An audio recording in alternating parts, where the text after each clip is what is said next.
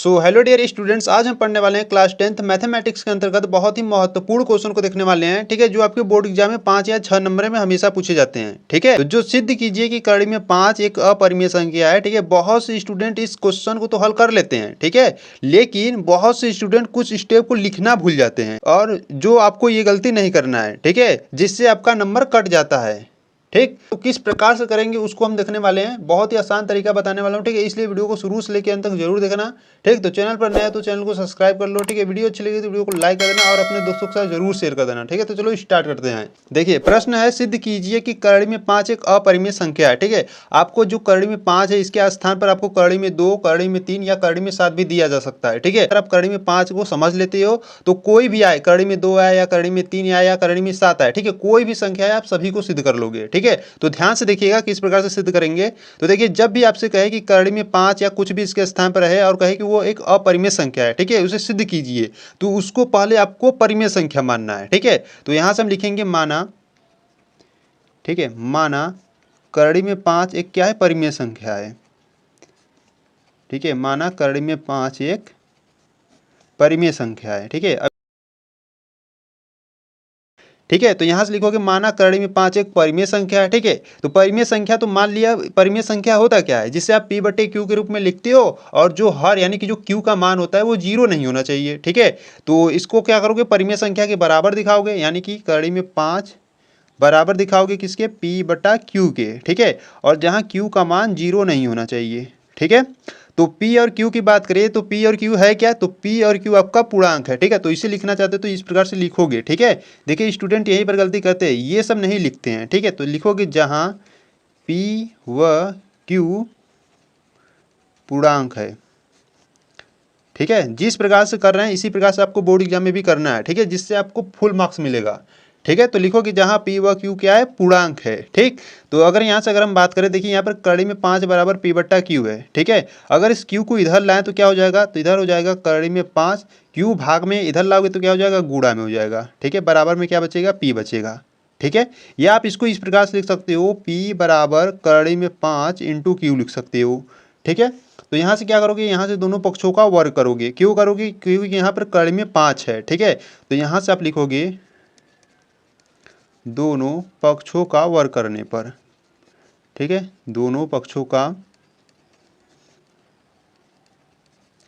वर्ग करने पर। ठीक है, देखिए दोनों पक्षों का जब वर्ग करोगे तो क्या हो जाएगा, पी स्क्वायर हो जाएगा। ठीक है, और इधर क्या हो जाएगा, कड़ी में 5 इंटू क्यू का स्क्वायर। ठीक है, तो यहाँ से अगर इसको हल करें तो P square is equal to, देखिए कड़ी में जो 5 है इसका स्क्वायर करोगे तो यहाँ से 5 मिलेगा। ठीक है, और क्यू का करोगे तो क्यू स्क्वायर। ठीक है, ठीक है, तो ध्यान दीजिएगा, जब भी आपके पास कड़ी में 5 हो या कि कोई भी यहाँ पर संख्या हो सकता है, जब भी आप इसका स्क्वायर करते हो ना, तो स्क्वायर और कड़ी कैंसिल आउट हो जाता है और जो संख्या रहता है वो आपको मिलता है। ठीक है, तो यहाँ से क्या मिला, p square is equal to 5 q square मिल गया।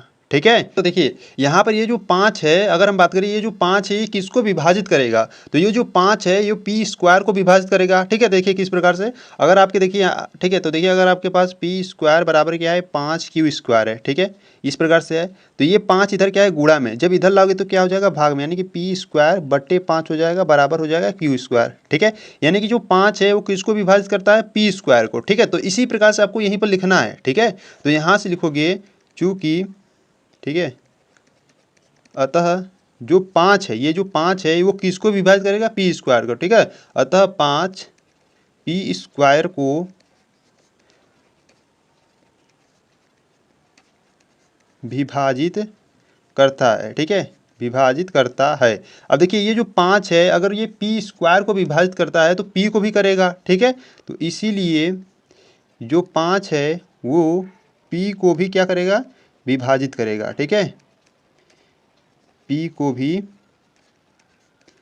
विभाजित करेगा। ठीक है, आप इसे समीकरण नंबर 1 मान लीजिएगा। ठीक है, तो आप इसे समीकरण नंबर 1 मान लीजिएगा। ठीक है, ठीक है, तो यहाँ पर आपका फर्स्ट स्टेप कंप्लीट होता है। ठीक है, तो सेकंड स्टेप में क्या करेंगे, सेकंड स्टेप में आपको मानना होता है कुछ। ठीक है, तो क्या मानोगे, देखिए यहाँ पर आप सिद्ध कर रहे हो कड़ी में 5। ठीक है, तो यहाँ पर आप मानोगे। ठीक है, तो इस प्रकार से मानोगे, पुनः माना। ठीक है, तो यहाँ पर लिखोगे आप पुनः माना।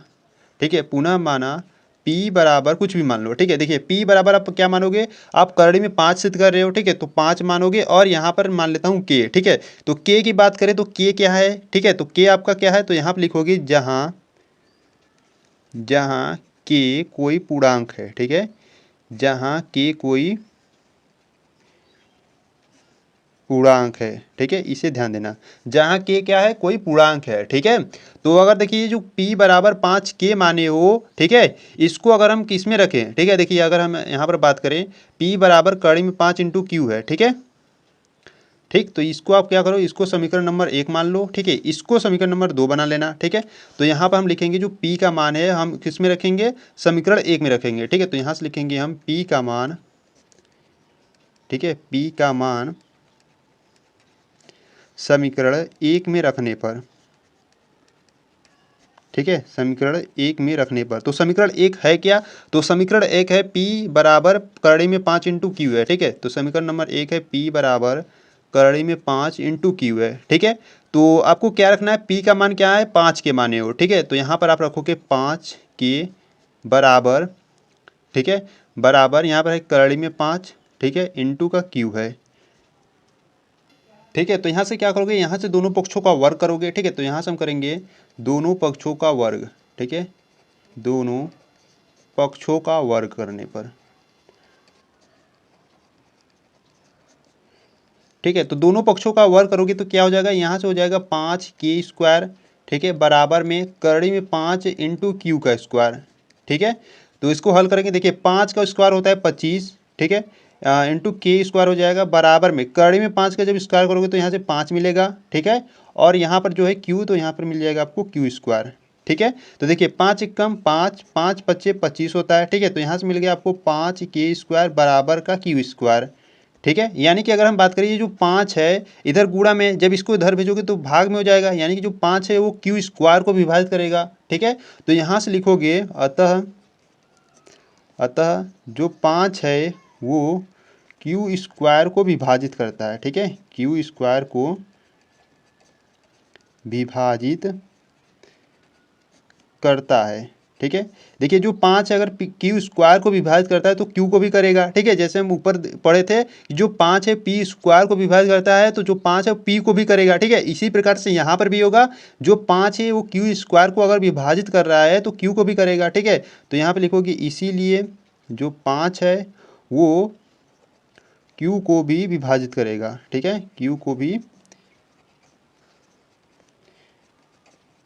विभाजित करेगा, ठीक है। इसको आपको समीकरण नंबर 3 बना लेना है, ठीक है। तो देखिए यहाँ पर आप जो माने हो P बराबर 5 के, ठीक है, इसको आप अगर चाहो तो यहाँ पर भी रख सकते थे, ठीक है। इसको आप समीकरण नंबर 1 बनाकर यहाँ पर भी रख सकते थे, तो ये आपको 2 स्टेप करना नहीं होता, ठीक है। तो यहाँ पर भी रख सकते हो, ठीक है। तो यहाँ पर अगर रखोगे तो दोनों पक्षों का फिर से यहाँ से वर्क करना पड़ेगा, ठीक है। तो अगर यहाँ पर, ठीक है, तो इस प्रकार से यहाँ पर भी आप रख सकते हो, ठीक है। तो आपके ऊपर डिपेंड करता है कि आप कहाँ पर रखना चाहते हो, ठीक है। तो इस प्रकार से आपको करना है, ठीक है। तो यहाँ पर जो सेकेंड स्टेप है यहाँ तक कंप्लीट होता है, ठीक है। तो इसके बाद आपको थर्ड स्टेप में आपको कुछ लिखना होता है, ठीक है। तो ठीक है, तो इसके बाद आपको कुछ स्टेटमेंट लिखना होता है, ठीक है। अगर उस स्टेटमेंट को नहीं लिखते हैं तो 2-3 नंबर आपका काट लिया जाता है, ठीक है। तो इसलिए इस स्टेटमेंट को लिखना ना भूलना, ठीक है।